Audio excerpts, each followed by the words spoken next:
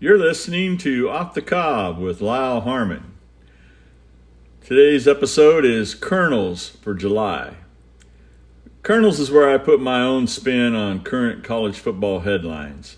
Sometimes it's my attempt at humor, and sometimes it's just an old man shouting, "Get off my lawn!" Either way, I feel better. Back to 69 and better times. One of the first things Matt Rule did when he arrived in Nebraska was replace the turf practice fields with grass at the new practice facility. He made it clear he felt fewer injuries occurred on grass, making it safer. So was it any surprise Athletic Director Troy Dannon announced last week that Memorial Stadium could have grass field as soon as 2026 season? A game hasn't been played on grass at Memorial Stadium since 1969. Most of us weren't surprised by the announcement after two major injuries occurred in the spring game. Rule was in the press box being interviewed when Demetrius Bell and Bly Hill went down with injuries. Bell's injury ended his season before it even started. Hill is projected to return sometime during the season. But it was obvious Rule's demeanor changed after witnessing the injuries. And rightfully so. Nothing pains a coach like seeing his players go down. I've heard several people bring up Dannon's answer to upgrades at Memorial Stadium. Will it help us win? That same question is being asked once again. Will a grass field at Memorial Stadium help the Huskers win? I believe the answer is yes. Players and recruits listen to what Matt Rule has to say. They buy into his way of thinking. And if Rule believes grass is the answer, then the players will too. It adds a psychological advantage for the players, and it could be a recruiting tool as well. And while Dannon made the announcement, he was quick to explain that before there was a major investment, there would be a trial run. At the end of the 2024 season, the grass practice fields of the Osborne Legacy Complex will be replaced, and a heating system will be put under the grass. If all goes well, then the school will move ahead with updating the field in the stadium.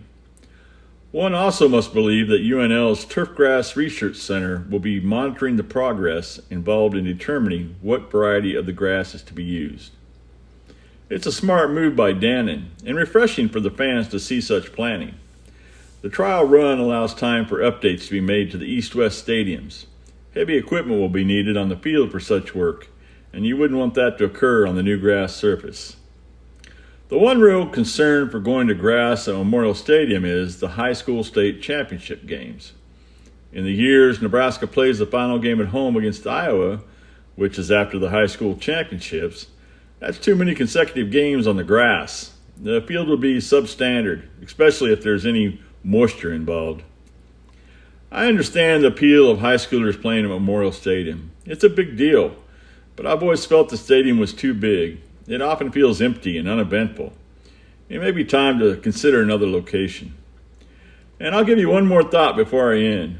When counting games played, is anyone considering Nebraska's possibility of having a home playoff game when the 12-team playoff starts? I'm just saying. Headline: Cream of the crop. Big Ten Media Days starts July the 23rd, and Nebraska has selected the three players representing the Huskers in Indianapolis this year. They are seniors Isaac Gifford, Ty Robinson, and Ben Scott. Isaac Gifford started his career at Nebraska and plays Venom back. Yes, I said Venom back.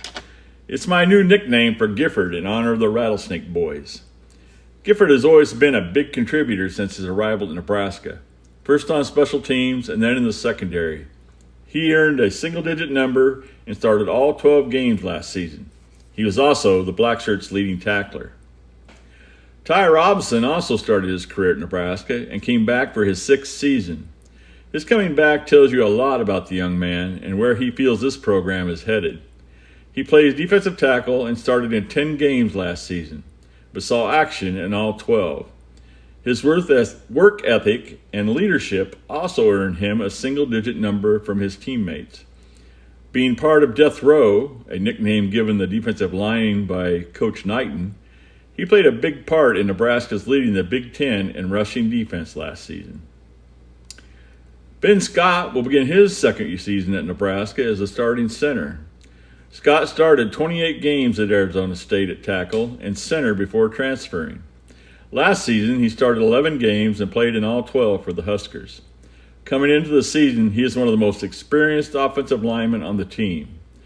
Scott spearheaded an offensive line that helped Nebraska rank second in the Big Ten in rushing offense last year.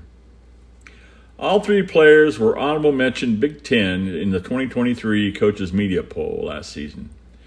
You would be hard-pressed to find three better people to represent the Cornhuskers. These guys are confident but humble.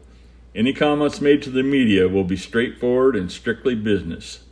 You'll be disappointed if you're looking for chest thumping or blowing of hot air trying to convince themselves or somebody else there's something they're not. These guys will make you proud to be a Husker fan. Headline: all dressed up and no place to go. Recently, there has been speculation that Florida State and Clemson would leave the ACC to join the Big 12 Conference. The driving force behind this is that the SEC and Big Ten have stated they aren't looking to expand. Commissioner Brett Yormark's remarks at the Big 12 Media Days only reinforced that possibility when asked about expansion. Yormark said, "I guess you could say we are still open for business."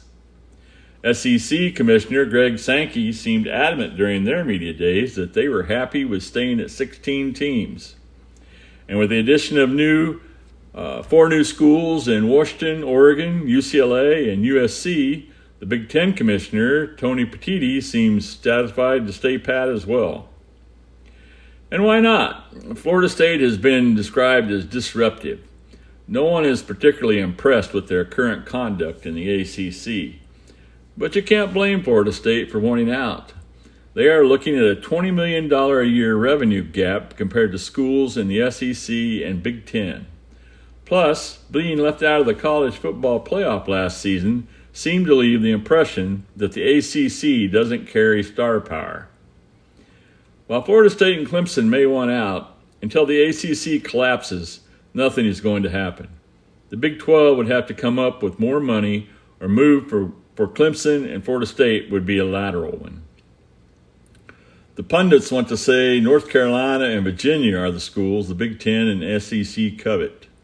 And while that may be true of the SEC, Notre Dame is who the Big Ten is waiting on.